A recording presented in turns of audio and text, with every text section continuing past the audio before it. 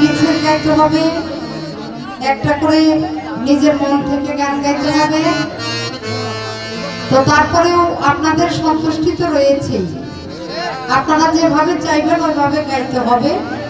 যদিও আমার খুব কষ্ট হবে, কারণ আমরা পালা গানের শিল্পী, পালা ছাড়া গান গাওয়াটা খুবই কষ্ট হয়ে যায়।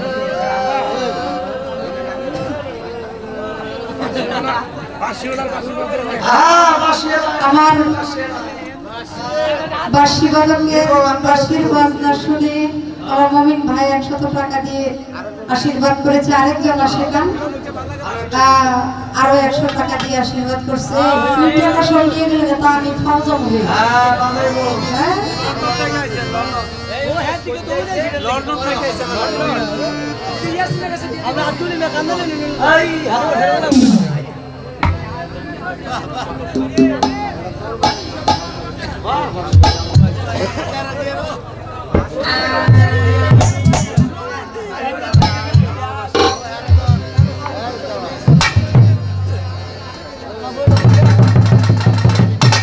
আমাদের নয়ন শেখ বন্দনা রাখলেন, বন্দনার পরে একটা নবীর শান গাইলেন।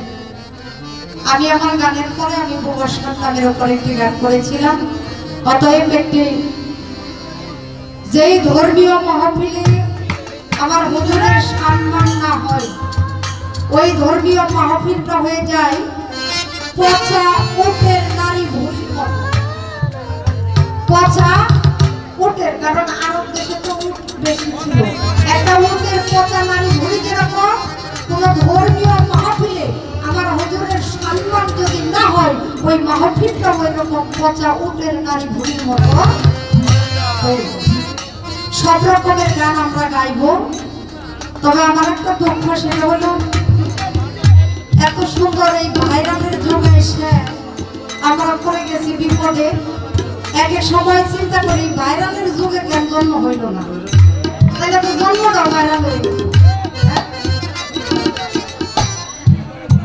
আর যদি না হইলে ভাইরালের আগে বড় হইল না, কারণ একটা দুইটা গান দিয়ে এখন ভাইরাল, তাদের মানে সব গরম, তারা এখন মার্কেট গরম। অতএব আপনাদের কি ভালো লাগবে আমি জানি না। আমি একটা নবীর শান দিয়ে শুরু করব। আমার গানের ধারাগুলি একটু ব্যতিক্রম থাকবে, তবে আপনাদের আমি আনন্দ দেওয়ার চেষ্টা করব।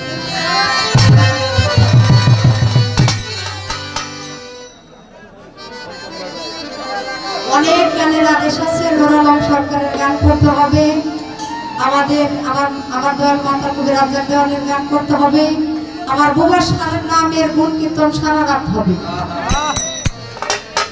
তো আমি একটি আমার হুজুরের শান দিয়ে তারপর আমি অত গান করবো।